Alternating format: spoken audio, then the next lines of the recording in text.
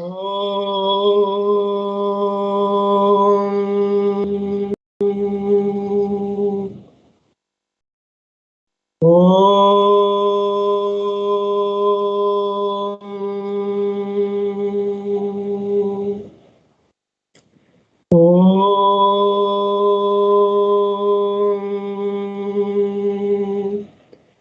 Om Sai Ishwaraya Vidmahe Satyadevaya Dhimahi Tanna Sarvah Prachodayat.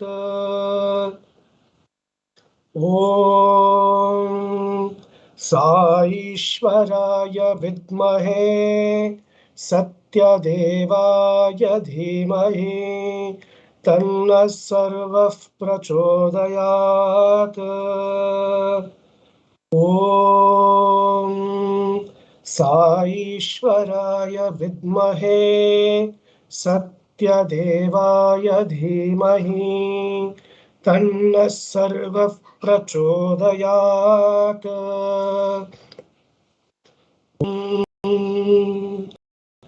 Shanti Shanti Shanti.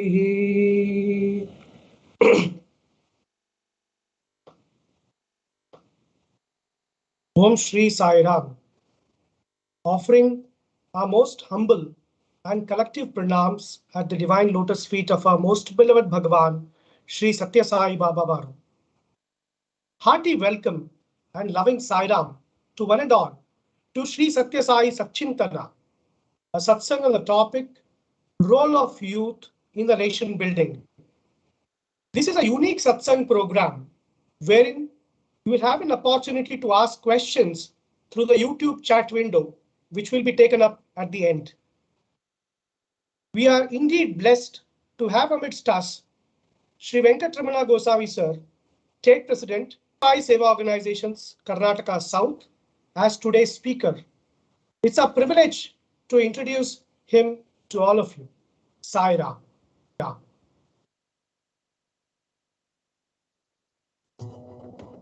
Om Shri Sai Ram. Leadership can be easily summarized in 4 words. First is to be, second is to do, third is to see, and fourth is to tell. First, you must be that which you want others to be. Then you must conduct yourselves according to what you are. Then you must be able to observe and correct wherever it is required by telling them in a very loving way. As Swami says, put others before yourself and you can become a leader. Bring forth before you, our speaker for today is a true example of leadership. I am honored to introduce Sri Venkatramana Gosavi sir, who is presently serving as the State President, Sri Sathya Sai Seva Organizations, Karnataka South. Sri Venkatramana Gosavi sir hails from the garden city turned IT hub of India, Namma Bengaluru, the capital city of Karnataka. He completed his Bachelor of Engineering with specialization in electronics and communication. He went on to do his MBA in Marketing and Entrepreneurship at Sri Venkateswara University, Tirupati in the year 1989. He stepped into the corporate world by joining as Territory Manager at Wipro. With Swami's blessings, he then moved to serve as Country Manager, India and Middle East for Ramco Systems Limited from 1995 to 2002. In the year 2002, Sir was designated to join Infosys as a regional manager. Driven by his passion and commitment for excellence, he was nominated by Infosys to the Stanford Ignite 2015 program, a 14-week intensive course focused on enhancing marketing, financial, and communication skills at Stanford University Graduate School of Business. In 2018, he also participated in a course on Digital Business Strategy by Columbia University. Sri Venkatramana Gosavi sir has been in Infosys Finacle for over 20 years, serving in various roles. He has diversified Finacle's portfolio and strategized to win marquee banking logos. An inspiring leader that he is, he has mentored many budding men and women leaders to achieve excellence at Infosys. Currently, he is the Senior Vice President and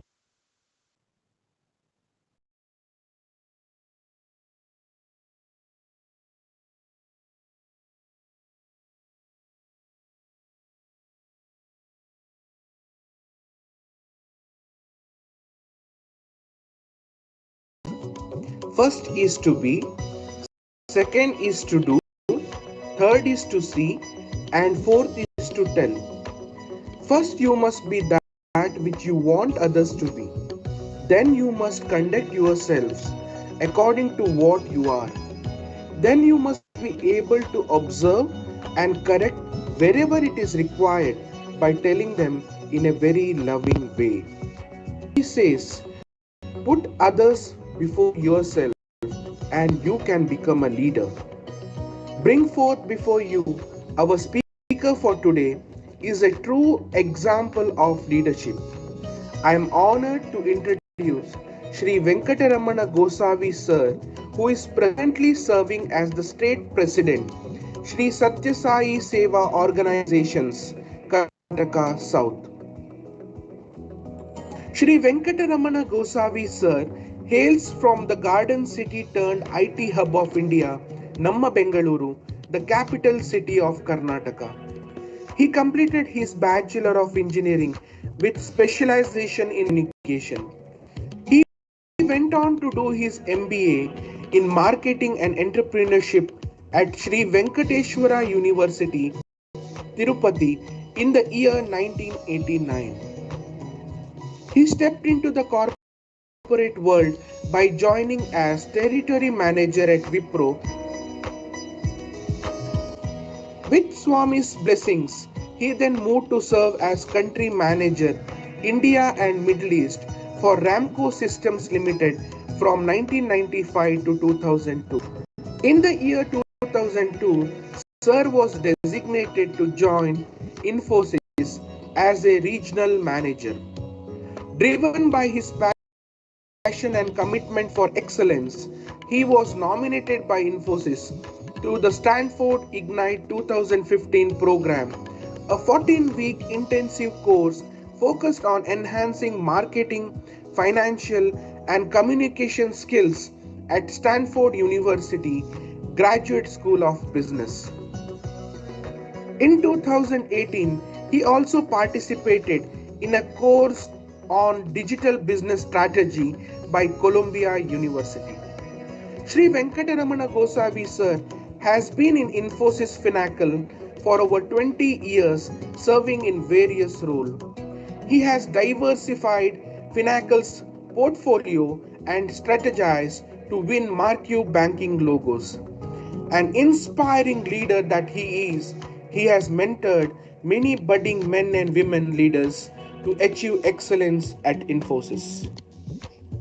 Currently, he is the Senior Vice President and Global Head of Sales and Alliances for Finacle, one of the world's leading universal banking software products.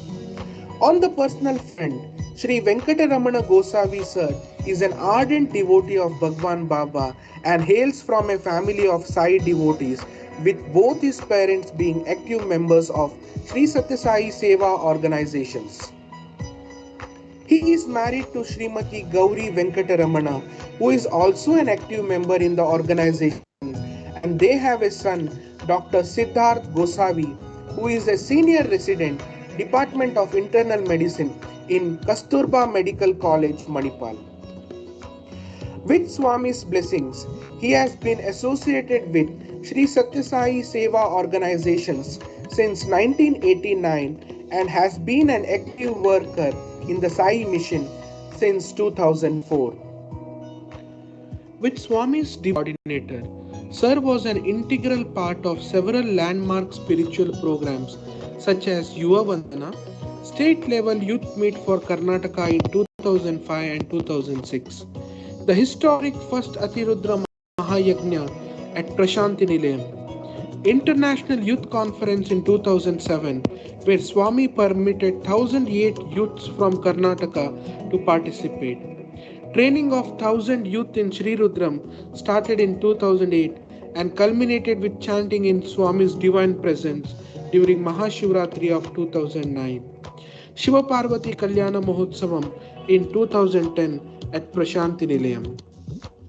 Sri Venkatramana Gosavi sir was nominated as the district president for Bangalore South in the year 2011 and later became the state vice president in the year 2015. In October 2019, a pilgrimage on motorcycles to Prashanti Nilayam was held. For the Prashanti Bike Yatra 2019, the world was witness to the Sai youth from all across Karnataka travelled in a motorbike rally. Sir, as the state vice president, travelled to several districts preceding the Yatra to inspire and motivate youth. Such is the leadership of Sri Venkatramana Gosavi sir, being extremely accessible and a down-to-earth person. Sir worked hand in hand with the youth team at Prashanti Nilayam during the bike yatra. Even got drenched from head to toe when it rained heavily the previous day in Puttaparthi. Needless to say, with the divine grace of Swami and Sir's support and encouragement, the Prashanti bike pilgrimage received a resounding success at the abode of highest peace by the divine grace of. In the month of July 2020, he was appointed as the state president of Sri Sathya Sai Seva organizations, Karnataka South.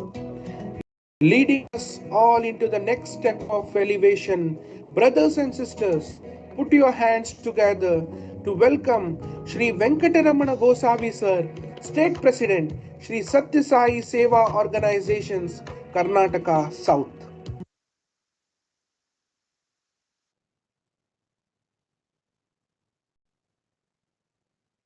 Saira, to all of you.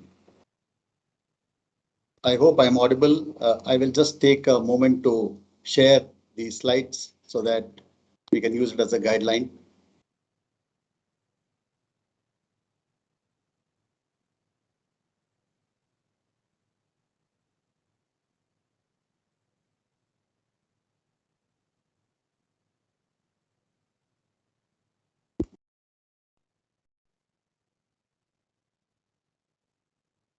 Are you able to see the slides?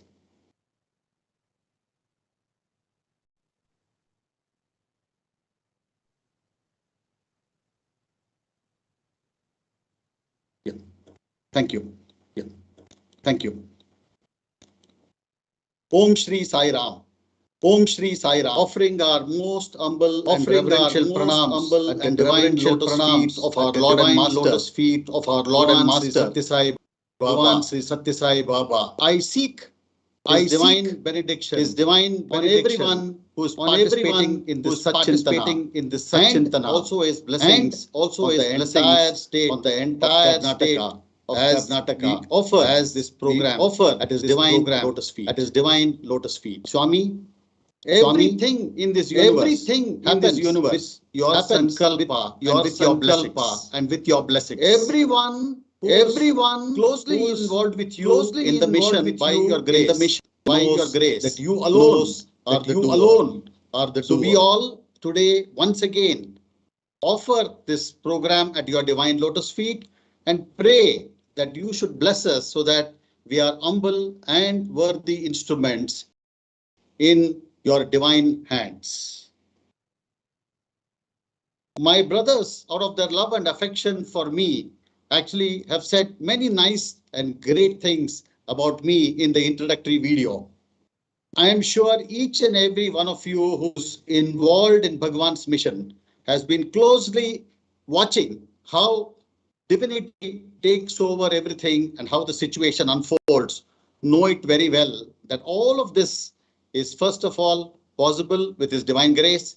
And second, thousands of people come together out of their love for Bhagawan and participate in many of these programs, whether they are spiritual programs, whether they are service offerings, or whether they are programs in the area of education or medicine. All of these happen because many people out of their love for Bhagawan get involved in his mission. Before I delve into the topic which has been assigned to me today by our state youth team, I thought we should spend a few minutes speaking about purpose. All of you will be aware that it is purpose which actually helps to align the expectations of many people who come together, whether it's in voluntary work like the way it's in the Sri Sathya Sai Seva organization, whether it's in professional work where we come together, let's say under the umbrella of our own firms, or whether it is in an endeavor which is just meant to help, let us say at an individual level, it is extremely important that we should be aligned on the purpose. And Bhagavan always said that each and every one of us is a product of time and circumstance. Therefore, I thought it's important to bring your attention to saying our purpose has to be defined in our context, with our mission, with our objectives. And that is what I think gives all of us a very elegant framework whereby we can work together, we understand what brings all of us together. There is an opportunity for us to learn continuously. And I think that is what helps us to become creative and to reach the potential which we are capable of. I thought we should spend a minute saying what is the ultimate purpose. And the reason why I'm doing that is all of us are assembled here today on this sacred Sunday evening because we are all fortunate to be a part of the Sri Sathya Sai Seva organization, which the Lord so lovingly gifted to the world. You know, one elderly gentleman whom I met in the month of October 2021 in Prashantilayam said, please recognize one thing, that Bhagawan Sri Sathya Sai Baba is actually the source, and the Sri Sathya Sai Seva organization is actually the path.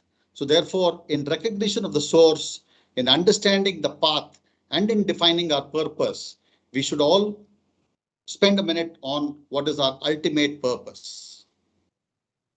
This first stanza of the Sri Guru Paduka Stotram, which I just want to offer at Swami's divine lotus feet, should always be with us and remind us of what is the purpose why we are here on this earth, as well as it should guide all our actions every day.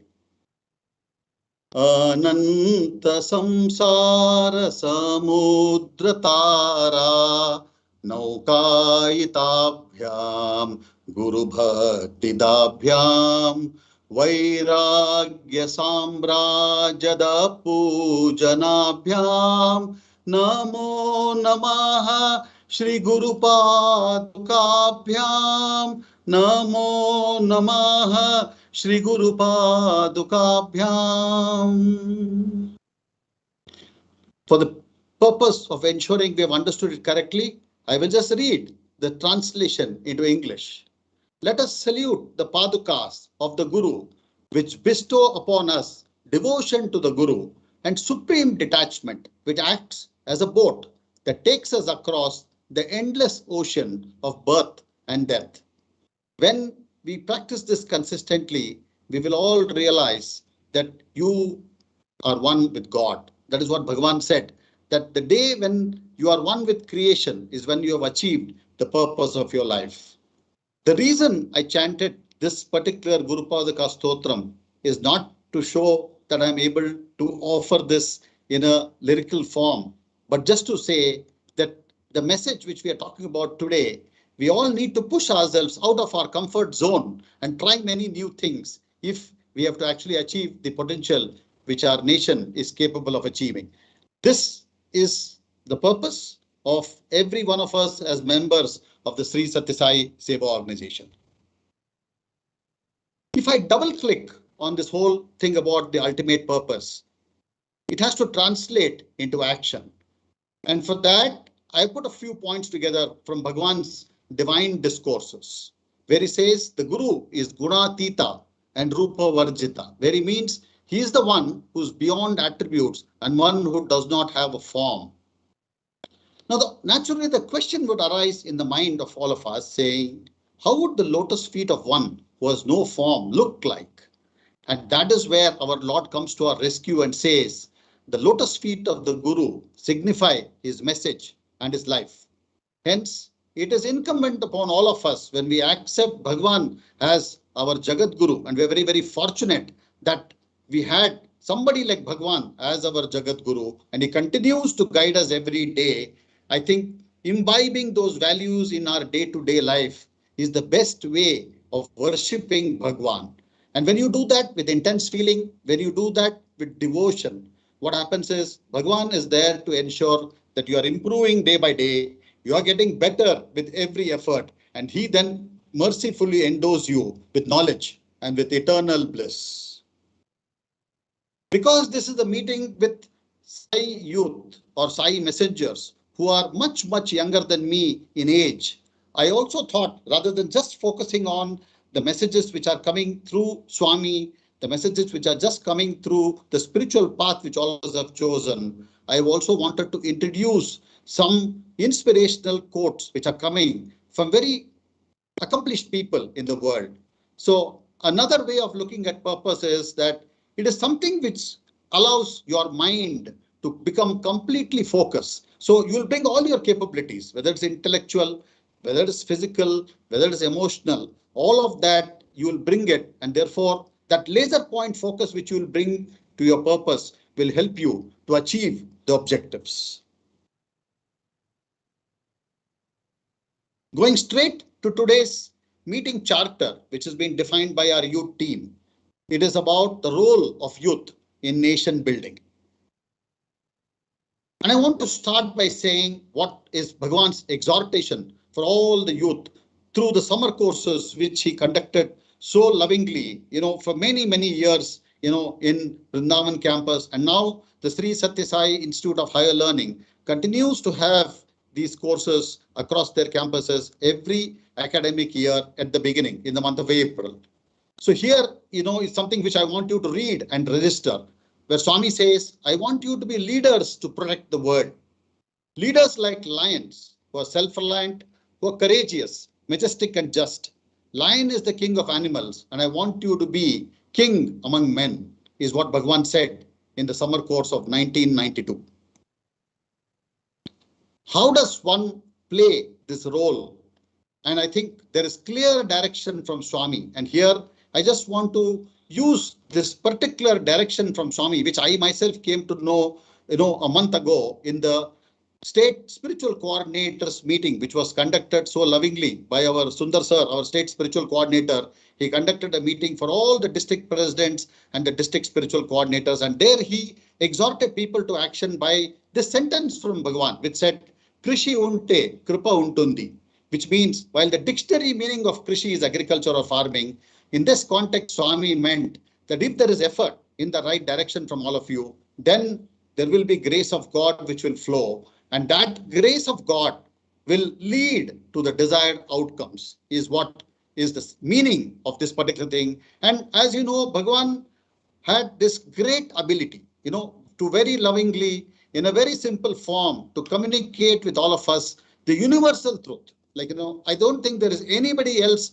on Mother Earth who was able to communicate to an audience which is completely mixed. It consisted of people who came from the highest levels of society, intellectuals, people who are highly educated, people who came from the villages, some people who came just out of pure love for him, to ensure that everybody understood the message he was communicating. I think Bhagavan used to use very simple sentences and very simple words.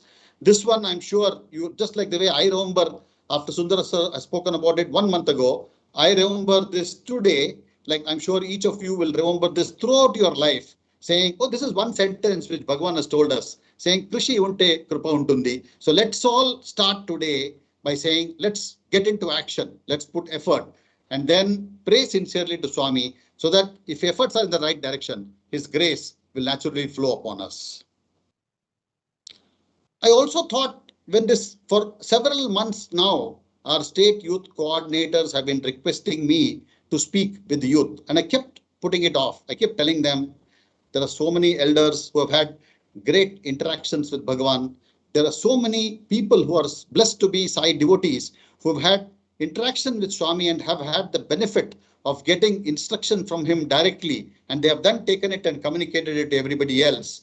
But our brothers from the Karnataka State Youth Team, our sisters from the State Youth Team kept on saying that no, Venkat, you should speak to all of us one day, because there is something which like you also would have, based on the last 20 years you've been in the organization, and you've had the good fortune of being with Swami from 1989 onwards. They kept on telling me, and finally I ran out of excuses.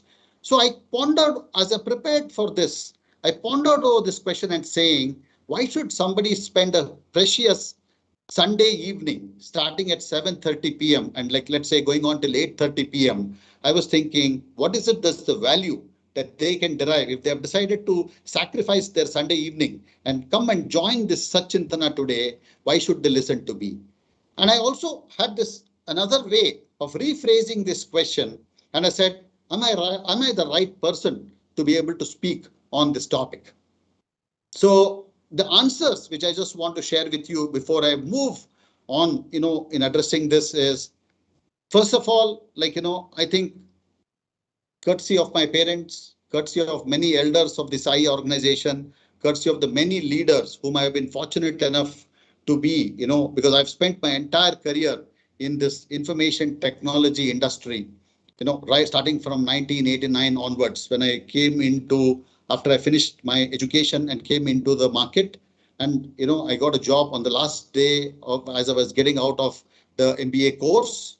I got a job in the IT industry, and I've been in that industry, and it's Swami's grace, and then of course the goodwill of many people that I've continued to be there, and I've been blessed with success. So I thought, because I made this call to actually stay in this country, to be around when my parents would need me, as Bhagawan rightly said, you should love your motherland and you should serve your motherland. And I also said that because I've been fortunate enough to basically imbibe Bhagavan's messages, and as I go through this, Satchintana program today, brothers and sisters, I will give you several examples of how, because I've stayed in this country, I've actually been a very big beneficiary. How, because I've stayed in this country, I have not lost anything. No, I mean, because in one of the summer course discourses, Bhagawan talks about the fact that as soon as people finish their education, they're getting a passport ready and saying, how can we leave this country and go and settle somewhere else? So I just want to give you several examples of saying, by staying in this country, by being a part of this country, by contributing to this country, how is it that I have benefited personally? And the great thing which has happened to me is I was also able to closely be involved in the mission of Bhagavan Sri Sathya Sai Baba. So that is the reason why I feel that, the time which we are spending together today evening will be valuable to you. I'm bringing several of Bhagavan's divine utterances from his discourses into this one slide. And the summary of that is very simple, saying this is the only land across the world, or probably the only land in the whole of earth, which is known for being Tyaga Bhumi, Yoga Bhumi, and Karma Bhumi. That is the land of sacrifice, the land of yoga, and the land of sacred action. And all of these were based on a solid foundation of being ethically correct, of being morally right, of always holding it against the litmus test of, is it the right thing to do? And also saying, how can we improve this? Even though we have a lot of challenges in this country, how can each and every one of us relentlessly strive to improve this? And Swami very, very passionately, because as you know, he was a great patriot. Swami very passionately said, if you do not have love for your own motherland, how are you going to love the land which you might wish to migrate to? So I think this is very, very significant. I want each and every person who's in this meeting today, in the Satchintana today, to be able to register the importance of what Swami wanted us. And I think you have to make this decision today and say, yes, I am basically going to love and serve my motherland. And for that, what is it that I need to do? I will do. There will be many attractions which will come my way, but I will stay very steadfast. And I will give you my own personal example here today about having made the decision to stay, in India. Like, I have not lost anything at all.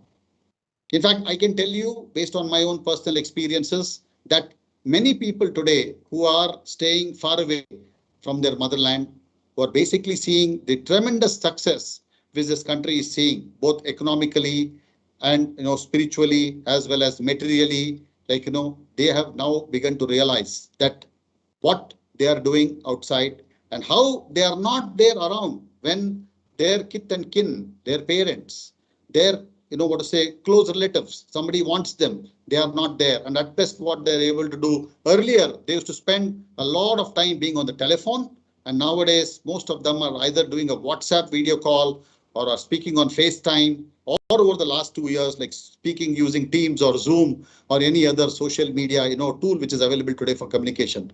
But I can tell you with great conviction that that is a very poor substitute for them being here and being a part of the action, because unless and until you're there in the front line, you really cannot achieve much.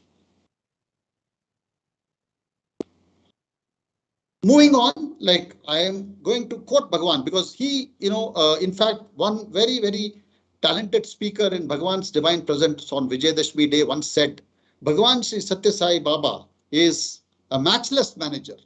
He's an immaculate, organizer, and he is always thinking ahead. All of this, translates into a few sentences, which I don't want to repeat what was said in the introduction, but I will talk about two things here. One is about being a person, like how do you earn the trust of people, is that you have to have your thoughts, your words, and your deeds to be, in harmony. And Bhagavan very clearly says, if there is a person whose basically thoughts, words, and deeds are not in harmony, then he says that person is at best, he's clever, but he's not trustworthy. I think the message is very clear. So, in this particular case, as we attempt to build, this, our nation, I want to say three things very clearly, as Bhagavan himself has articulated very nicely in what is called as the leadership process. It's only when you are able to do something at an individual level is when you are able to gain the expertise and then say, I can probably impact my team. I can basically do good for the society in which I am staying. And then when you do good to the society, you can aim to actually do something, at a larger level for, let's say, your state, or thereafter you can actually do it for your country. In fact, the very basis of what Bhagavan is trying to communicate about how you can contribute to the nation, as you know, is actually contained very nicely in the Jyoti Dhyana prayer, which Swami has urged all of us to do every day in the morning, right? So I'm sure many of you who are in this call today actually perform the Jyotir Dhyana very regularly. You must have been doing it under the guidance of your parents earlier. Today, you may be doing it on your own, or you may be probably learning it, let's say, in the Samiti or the Bhajana Mandali where you're going. There, if you portion of the Jyotir Dhyana, there is a particular time where it says that you should now, close your eyes and you should say that the waves of love which are coming from you are actually going to your immediate family. They are going to your neighbors. They are going to people who are in your district. They are going to people who are, in your state, then to your country, and then to the whole universe. In fact, Bhagavan's philosophy is so expansive that he says that waves of love should actually go even to the people with whom you are not very comfortable working with. The people who don't like you, he says, even to them you should send these waves of love. So I think this process, if we are able to do this, then what happens is we can collectively, start doing this. And I want to take some examples here. First is the to be is the one, then the next one is to do. The last one, of course, is to see. And the final one is about to tell, right? Here, there are two examples which I want to give you. And before that, I will just talk about what Bhagavan said about great versus good leaders. And Swami said, a great leader is for himself. A good one is for others. And I thought the best way to communicate this, while I will give you some examples from my own life, from some larger examples of what is happening in the land of India, I mean, I will give you some examples. But I thought the best thing for me to do is to actually start by sharing with you like an example from Swami's own life.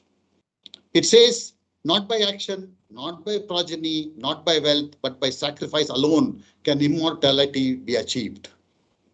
Now, this is very prominently featured in several of Swami's discourses. It's also figured, in the leadership book, which is actually blessed by Bhagawan, which has been written by a gentleman from the army.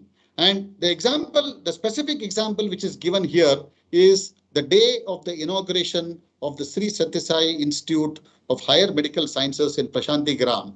And Swami is actually there holding a letter which has come to him from a high-ranking official in the government.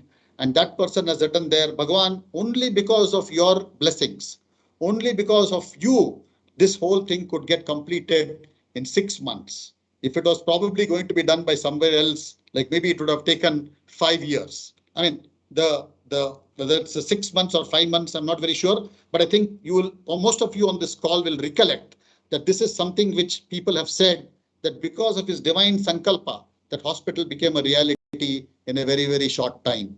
And then, they said, Swami, and then one of the teachers actually said to Swami that, Swami, this is possible only because of you. And this will make a very good case study, Swami, for our management students. That's what that particular member of the staff from the college actually suggested to Bhagawan. And Bhagawan then looked into the distant horizon and Swami said, this is not about an MBA lesson. He says, this is actually made possible because of renunciation of self-interest. What he talks about, tyagenne, that word tyaga, should be seen in the broadest sense possible.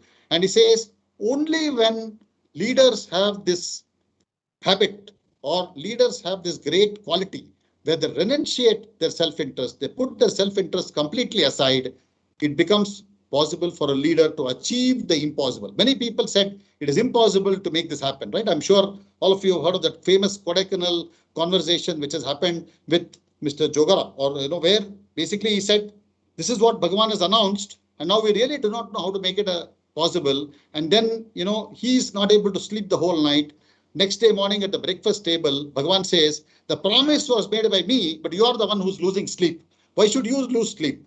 Like, I really have made the commitment, so I will see to it that it becomes a reality. So this is an example which I thought from Swami's life we should take, because Swami, as always said, his life is his message. There are many examples. And this is something which, I think there are many, many stories about Bhagwan's hospitals, right? There are many stories. I mean, many people who have been involved with Swami, have their own version, have their own experiences. But I just want to say one thing here. Were there not people who had, ideas before Bhagawan taught about this? Were there no people who did not have the financial resources or the clout to actually build an institution of this type? The answer is that there were many people. There were many people who had the idea. There were many people who had the strength. There were many people who could also have basically said, we can make this, free hospital a reality. But as we have seen, as devotees of Swami, the way we have seen, and this is going to be an extremely important quality when we talk about the role of youth for nation building, like none of them had the compassion of Bhagavan Sri Sathya Sai Baba. None of them. Believe me, none of them had the compassion. And Swami said, if you see somebody suffering, you should actually feel that suffering yourself, right? That was the inspiration behind the Narayan Seva, which is so extensively undertaken by Sri Sathya Sai Seva organizations. So this is an example. I want you to register and say, if you really want to play a role, if you believe that today, you are motivated enough to say, I really want to be able to be like ideal youth. I really want to spend my life saying, how can I contribute to make this a better place than what it was yesterday? I think renunciation of self-interest, brothers and sisters, is going to be a very, very important quality. I will now, want to give you some examples here. And, I mean, these examples are not necessarily from Swami. These are not necessarily examples of the Sri Sathya Sai Seva organization. Some of it may be outside, but I will give you an example both from within what has happened to us, in the organization, as well as I'll give you one from outside. Okay. I will give you first an example of, because I've given you many examples from the Sai organization and examples of Bhagawan. I will now use an example to just share with you, what is it that can happen when a group of people come together selflessly and make something dynamically possible for this country. And the great example for this is the industry in which I have been working for. Okay, I've been working for this industry for 30 years now overall, and out of which 20 years as my brothers, I've been working for this industry now for 33 years, and 20 of them I've actually spent with one firm, and the others, of course, I had spent, in 2 other companies before. So just imagine a situation where you have this country where there are rules which say that if you have to travel abroad, you need to approach the Reserve Bank of India, and the Reserve Bank of India may take anything between 4 to 12 weeks to actually give you permission to have foreign currency to be able to travel. Point number 1. I want to give you the second reality, in the 1980s, where if at all you had to travel abroad, there were a lot of other restrictions because it was not very easy to fly. Things were very expensive. The third thing which I want to tell you is, as a nation, we were not very well known for good quality. People always thought that when you say India, it actually represented quality which was not world class. The last one is, while we were known very well as an English speaking nation, while we were very well known for basically being very honest, truthful, had a great work ethic, the outside world did not have a great perception about India, because India was actually seen as a land where it was extremely difficult to do business. And the last thing is, we had absolutely no connectivity with the outside world. Even to get a telephone line in those days, brothers and sisters, some of you who are here, will find it very surprising, because nowadays you get access with an Aadhaar OTP. You actually get a SIM card registration and activation done within 20 minutes. But in those days, getting a landline was a nightmare. I remember even when I became eligible for a phone, in 1987, that time it took 6 months to actually get a phone. In 1994, when I came to Bangalore and I was staying in BTM layout, it actually took 3 months under what was called the Tatkal scheme, where you paid 15,000 rupees to the government, and then you waited patiently for that lineman to turn up and give you a connection. So I want you to picture that reality in your mind and then say, what is it that the youth of India made possible, right? So I will take the example of my own company, about the founders who were all at that point of time, except for the, Mr. Narayan Murthy, who was 10 years older than all the other people who were founders of the co-founders of the company. First of all, Mr. Murthy did a great job by going to the parents of each of these people who were 10 to 15 years younger than them and telling their parents why their children should leave Patni Computer Services, which was an established company, and come and join this fledgling organization, which he was starting by borrowing money from his wife, that too after pledging whatever little gold she had. And then, the story goes on, and then they travel, they go through a lot of difficulty. In fact, I have to tell you, because of my close association with these people, as I have traveled with them around the world, they have shared stories with me where Mr. Murthy used to get up at 4 o'clock in the morning in Paris. He used to cook food for all of these people. All of them would take a train for 2 hours to go and meet the client, which was Reebok. That was the biggest project which Infosys had at that point of time. They used to work the whole day. They used to come back. They used to again cook. Then they used to all clean the vessels. They used to spend an hour learning French, which only Mr. Murthy knew at that point of time. And then they would go to sleep and again start the next day. So that is the kind, they did not have those flashy cars. What do you think they have? They did not have the money. They did not have the clout. They couldn't even call. They couldn't even call their wives who are back here in India. Even if there was a personal exigency, they were not around for their families. So each of these qualities which Bhagawan is describing there, these people actually displayed. And I also want to tell you a very interesting story which Mr. Murthy shared, with the Indian Professionals Forum, in Nigeria, when he traveled with me there in the year 2002, September. He said after 10 years of working very hard, none of them had any money, none of them had any success. Their wives were not happy with them, and they were all IIT graduates, and they were thinking, why are we wasting our time? So on that one particular weak moment, what happened is an individual came across and said, for a certain sum of money, which was 10 times the revenue which Infosys was making on that day, he said, I will buy your company and I'll buy all your shares, from you. So I think I have some video.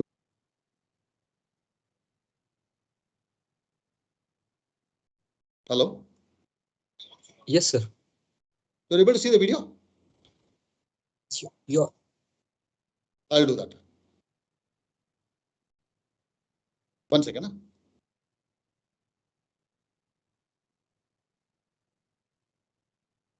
Are you able to see it now?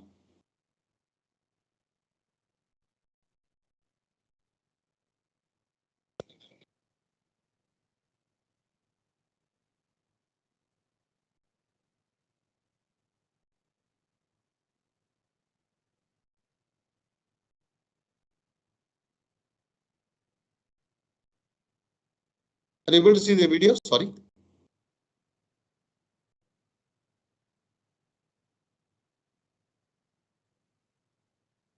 One second.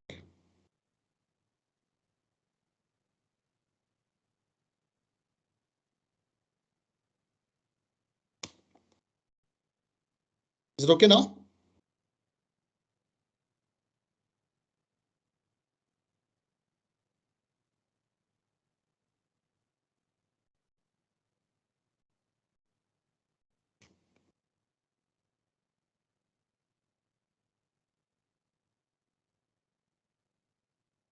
Sorry about this. Is it okay now? I'm able to see.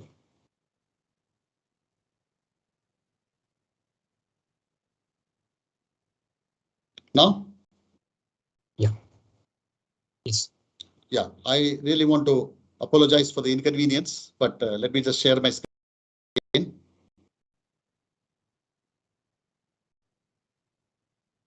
Are you able to see the screen?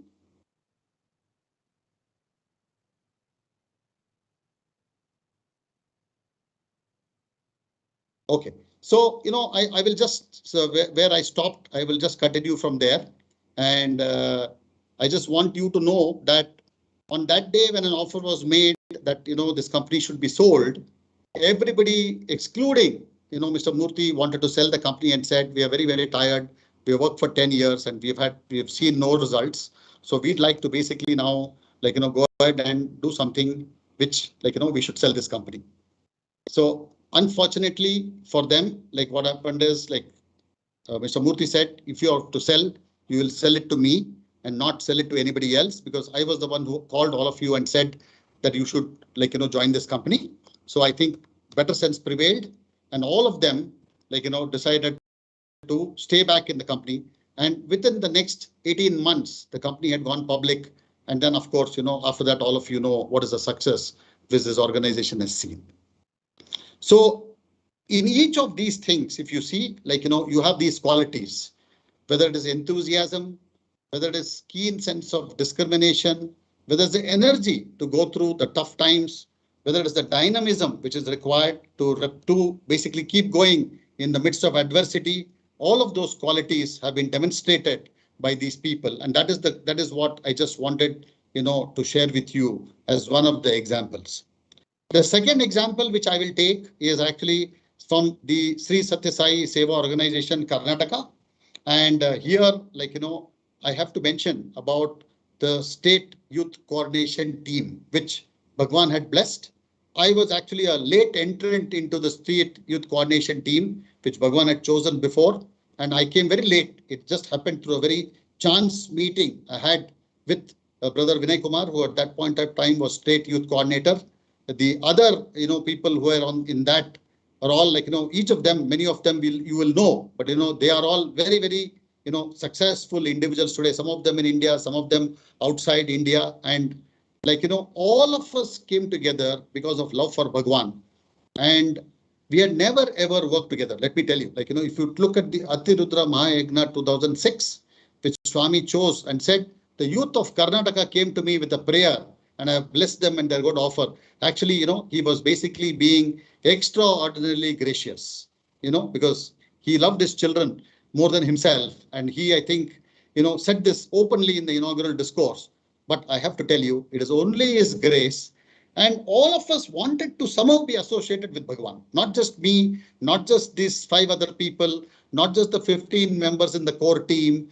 There were thousands of youth across the state of Karnataka who came together, to make this happen and make many other programs, which was actually shown in the introductory video, like you would have seen. So this is another example which I thought I should give you from the Sai organization, that if the youth possess these qualities, which Swami has so nicely articulated, in the Divine Discourse on 22nd May 2000, I think what happens is our nation will definitely go many, many places.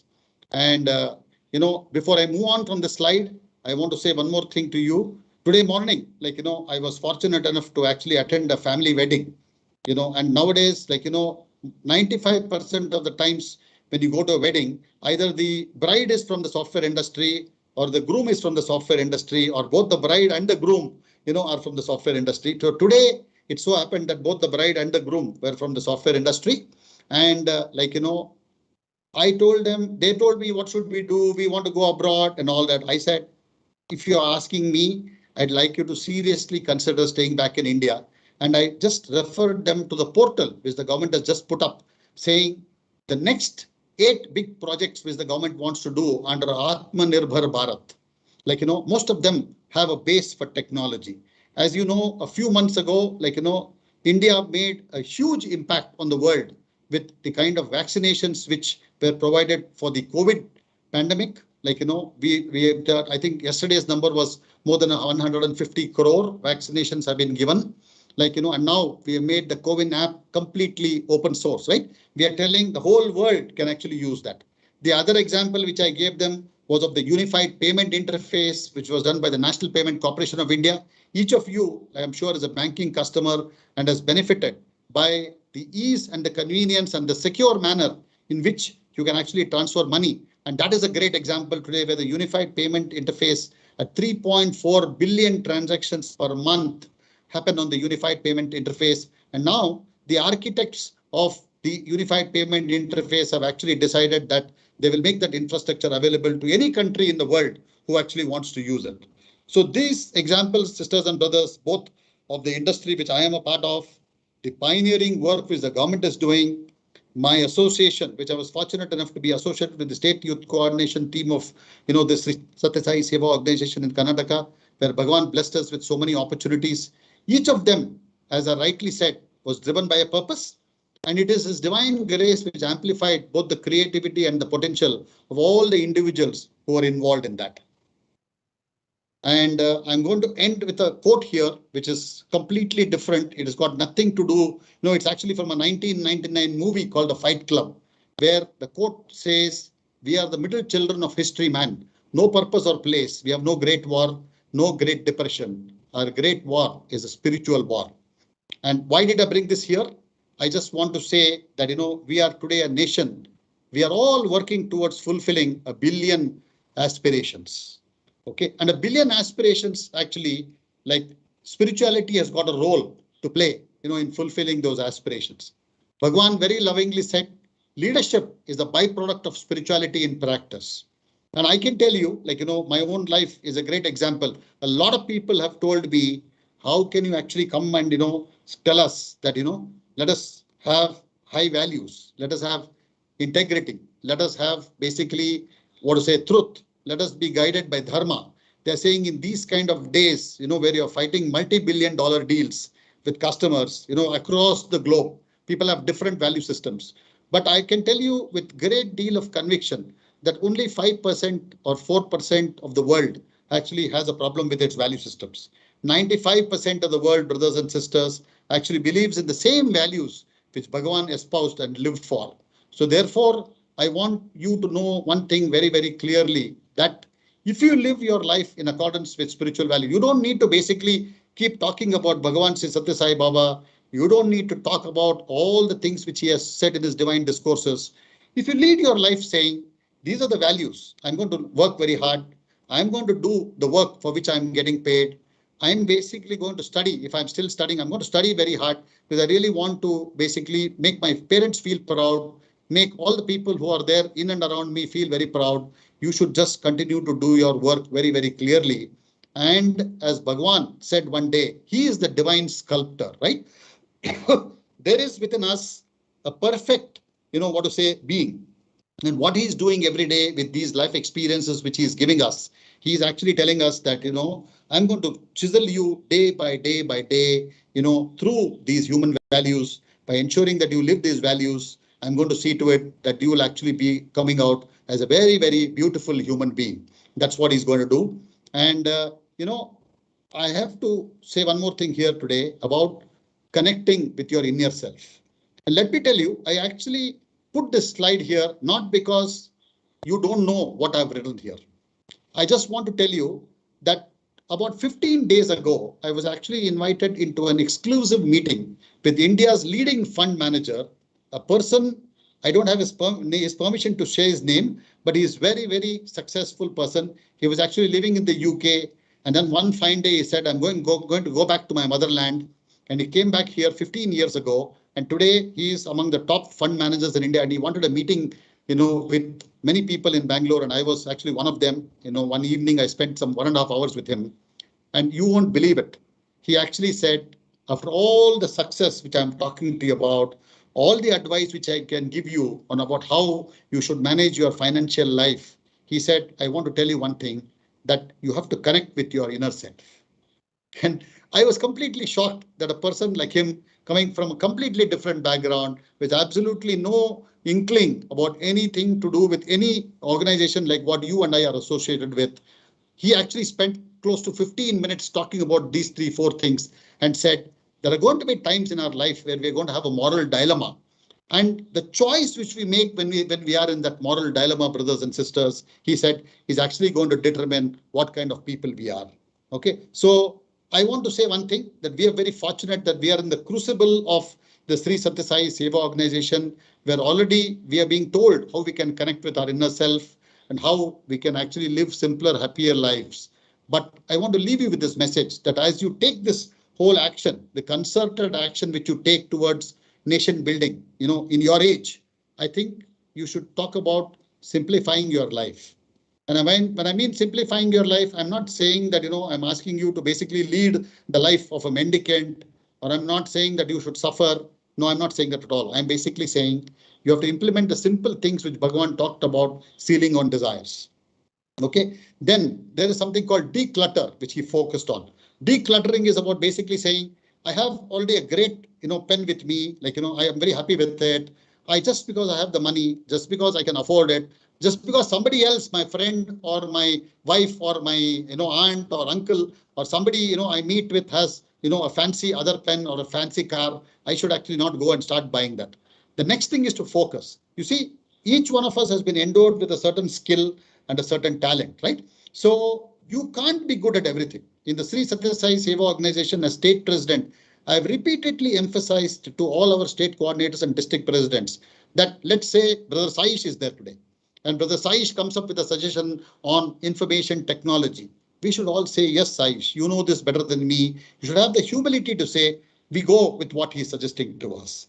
There's our state Veda coordinator. He definitely knows more about Vedas than you and me. We actually have to allow the state Veda coordinator to conduct the programs for the Veda. We have our Vrindavan Bhajan group. The Vrindavan Bhajan group knows much more about bhajans because they have devoted 40 years of their life to basically singing bhajans. So we should allow the Vrindavan Bhajan group to conduct their affairs and guide the whole state. And the last one is actually on reduce. When I mean reduce, I'm basically saying you have to keep reducing, like, all this big mountain of desires which you have about saying, I'm going to do this. And when I achieve this, I'm going to be very happy. And when I'm happy, I'm going to do this. As Swami has repeatedly told all of us, that is actually not going to make you happy at all, because you are actually going to go to the next one. So to some extent, you have to be driven. You have to be ambitious. You have to basically do what you believe is good for yourself. But at some point you have to say, look, I'm not going to pursue this anymore. I'm trying to basically get better at what I already have, be contented. And now I'm basically going to see how can I make this larger impact on society. So these are not my words.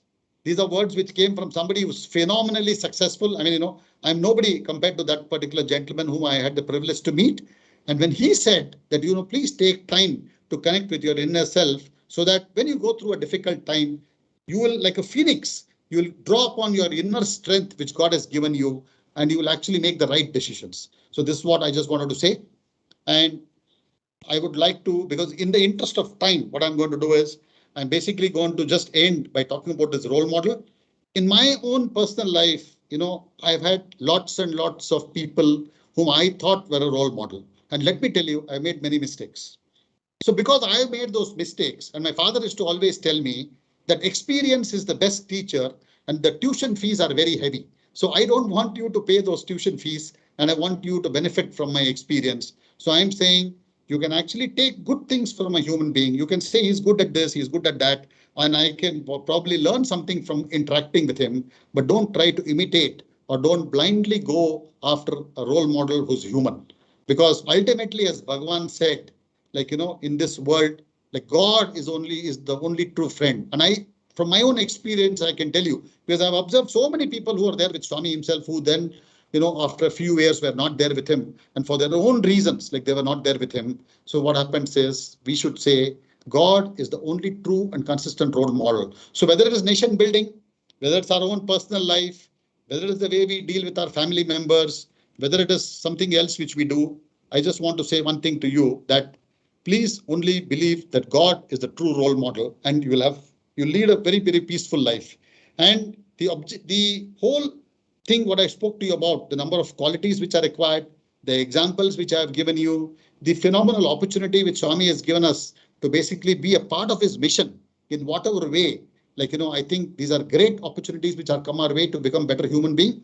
And I think if you follow all of those very religiously, I think what's going to happen is, you will end up being very happy, and you will be seen as somebody who's contributed to the growth of this nation. So I will conclude by basically, this is Bhagwan's poem in Telugu, but, there was a, translation available in English, in one of his discourses. So I've just put this here. I'm sure all of you have heard this. I just want you to keep this in mind, okay, and have this firm resolve that whatever are the objectives which we have set for ourselves, let us basically persist. Let us continue to be on the journey despite the many obstacles which are come our way. Let us persevere, and basically let's pray to Bhagavan that, he blesses us so that whatever are the things which we want to do in our life, the values we want to follow, the life we want to lead, the activities in which we choose to get involved, I think his blessings will always be there with us. This is what I wanted to say, and I will basically conclude here by saying a few things about how fortunate I have been that, I could actually be in Swami's fold when I was in my teens. I came to Bhagavan when I was 17 years old, and today I'm 58. I think my parents brought me to Swami, so I want to really offer gratitude to my parents. I then, of course, want to thank Swami because even today, I continue to be a person who has a lot of contradictions, in his mind. But what Bhagavan has done is very mercifully, he's actually making me a better human being day by day. And he's enabling me to basically live his message of being courteous to people, of accommodating different points of view, of focusing on like that whole thing about renunciation of self-interest, which I spoke about. He's actually making me a better human being day by day by saying, you should not look at what you want, although you are the leader, you should look at what everybody will get, what will make them happy. And the great thing which has happened is there have been a number of people, both within the organization as well as in the outside world, who basically, out of their sheer love for me, they have actually spent countless hours coaching me to be a better human being. And I definitely want to say one thing that, I have to thank my wife, I have to thank my son, because I have spent countless hours, apart from the fact that before the pandemic, I was traveling 15 to 16 days a month for the last 20 years, given my professional commitments. If they were not free with their time, if they were not gracious enough to say, whatever time this man wants to spend being a part of the SAI organization, if they had not given me that leeway, if they had not given me their support, not given me their, selfless love, I don't think I would have been able to, first of all, do what I was doing, which is giving me tremendous joy. and also like, not be an active member of the Sai organization. So I really want to thank all of them for, their selfless love and for making me, a better person than what I was. Let's say every day I'm learning from the people with whom I interact with. So with this, like, I'd like to conclude. And I think I would like to stop the sharing of this particular slide deck, and we can take questions. I offer my wholehearted gratitude to Bhagawan for this opportunity, and I do hope that each and every one of you who's been in this Satchintana today have found something of value which you can apply, in your life. And if there is an interaction which is needed beyond this, where we need to have a dialogue, where I have to be more specific, I have to double click on some of the points which I have made. I'm very, very happy to do that. Thank you so much. I offer all of this at Swami's Divine Lotus feet, and I conclude this particular interaction of mine. Jai Sai Ram.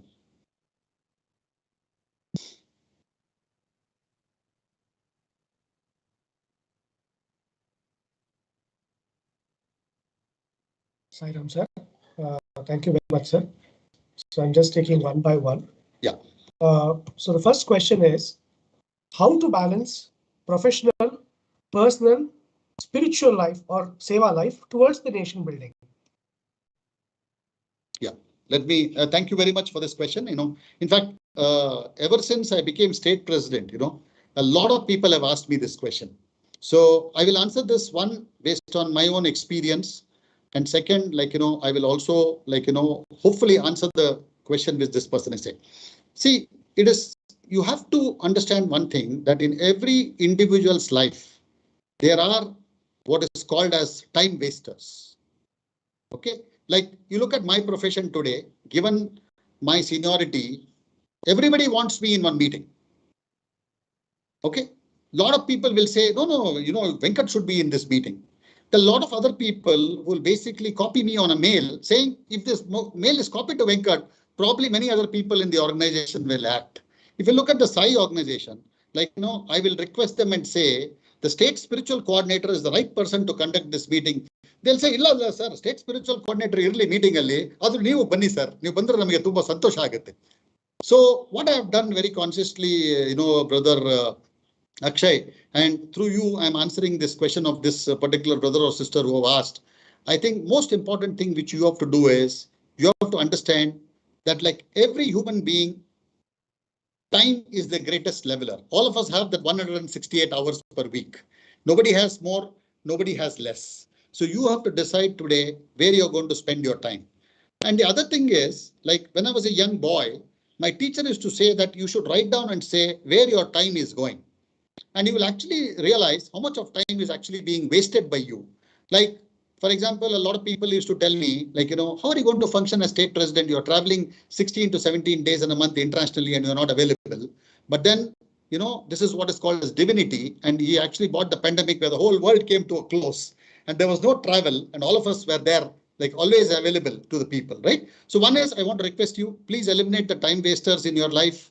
Second is pick on those objectives which are very important. Like I'll tell you, like from my professional standpoint today, I stayed in India because we said at Infosys, we have this greatest opportunity to build the world's top universal banking product.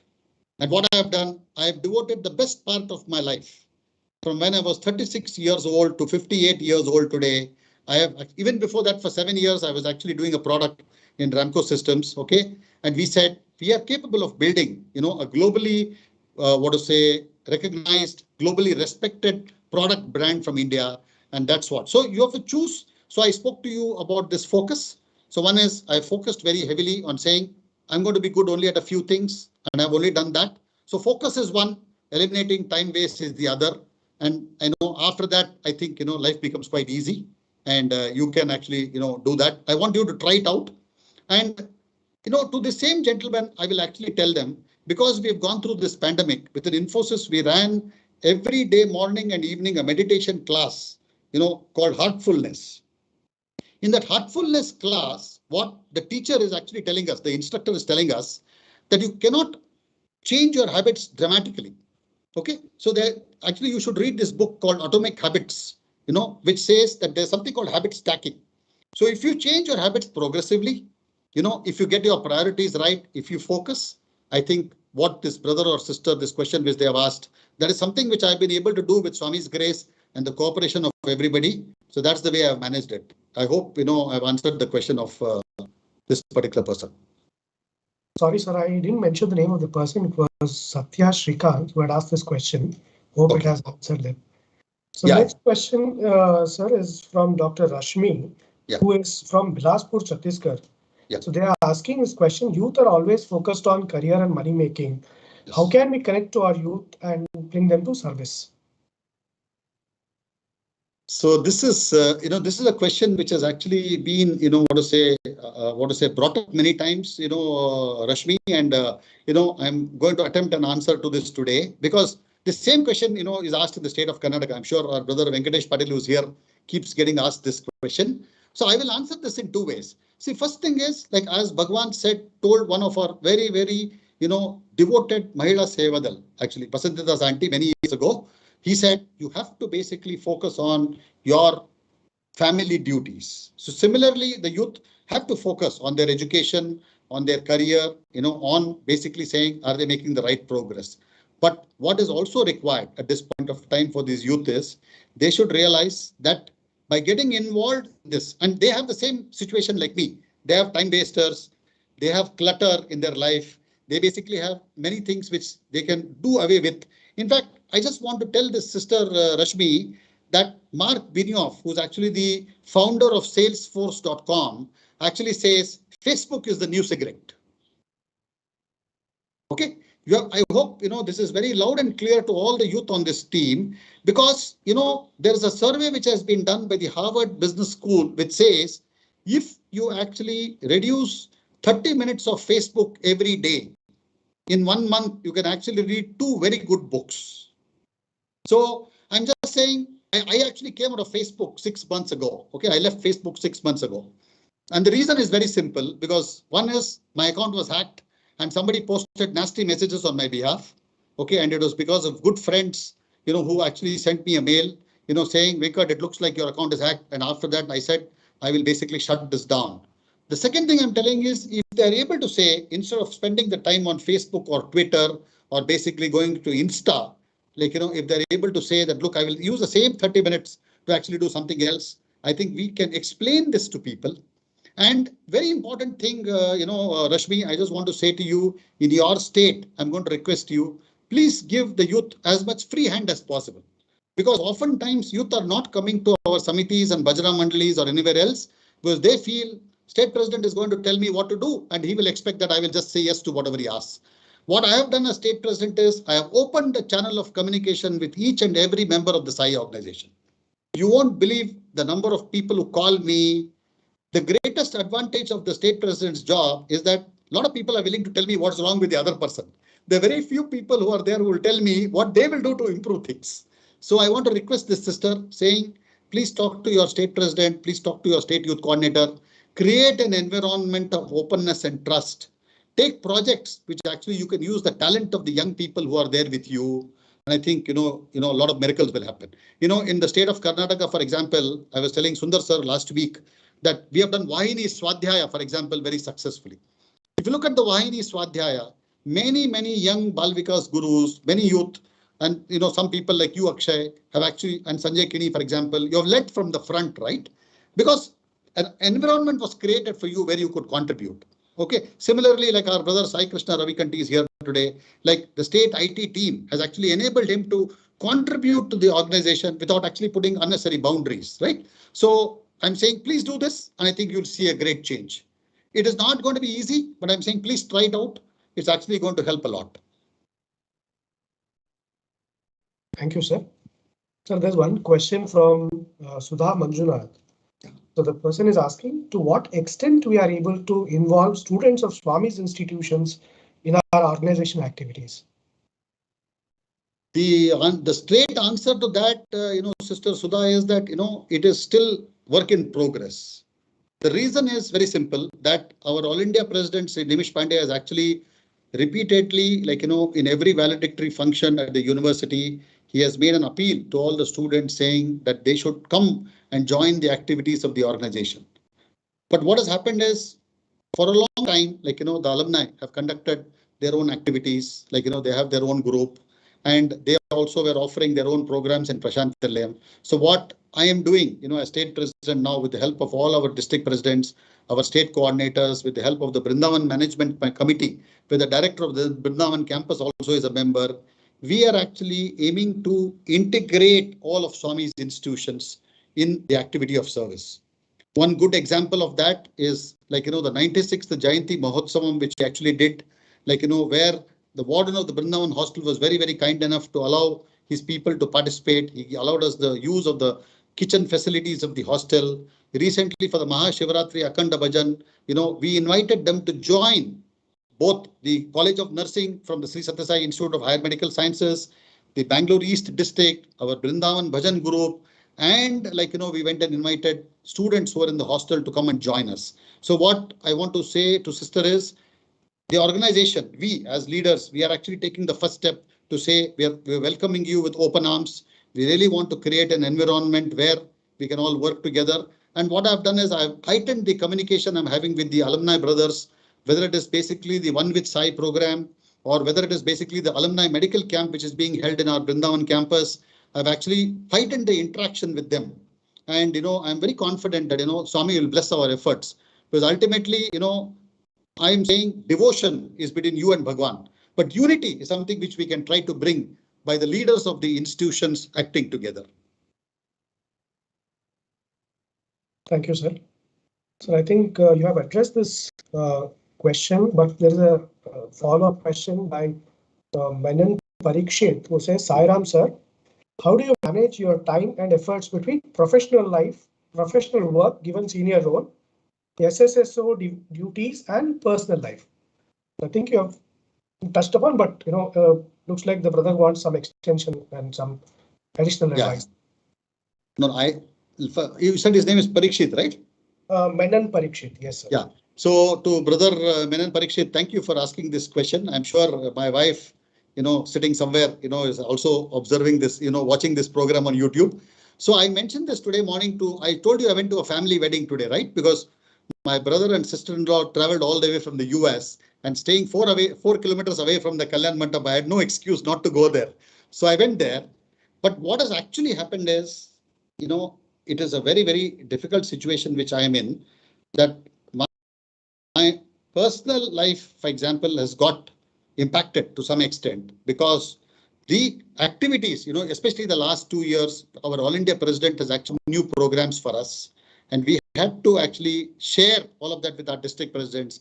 It meant a lot of travel, meant a lot of personal interaction. So I've been able to manage it because I gave you those 3 examples, right? One is to eliminate the time waster. Second is to empower, the organization in terms of saying who's the right person to be there, whether it's in the office or whether it's in the Sathya Sai organization. I've done that. And the last thing, of course, is, like, I continue to keep, like, a very open channel of communication. So little bit, the personal side has got impacted because I've spent lesser time than what ideally I should have spent. But I think, it's a fine balance, and I'm able to carry through. So I think each person will have to work it out, because as Bhagawan said, everyone's time and is a product of their own time and circumstance. So I would like to request Brother Manan Parikshit to examine his own situation. What I have said, of course, makes sense to many people, but he'll have to tweak it so that it works for him. Sure, sir. Thank you so much, sir. I think we don't have any additional questions. I think we have. Sai Ram, thank you so much. Sai Ram. Om Shri Sai Ram. Om Shri Sai Ram.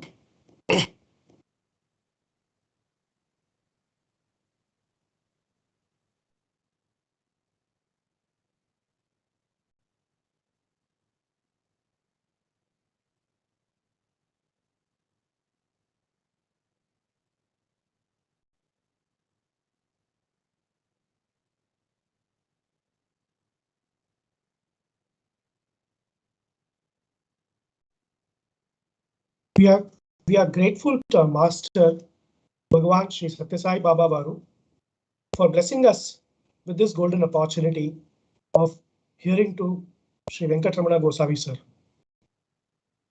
We thank Sri Venkatramana Gosavi sir, State President, Sri Sathya Sai Seva Organizations, Karnataka South, for his noble words of advice to all of us.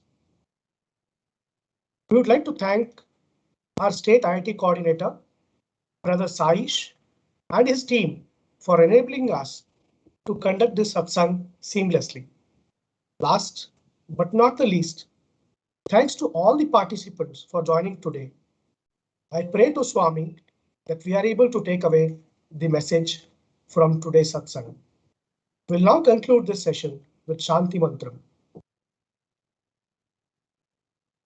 Samastalokaha Sukhino Bhavantu. Samastalokaha Sukhino Bhavantu. Samastalokaha Sukhino Bhavantu. Om Shanti Shanti Shanti. जय बोलो भगवान श्री सत्य साई बाबा जी की जय। साई राम।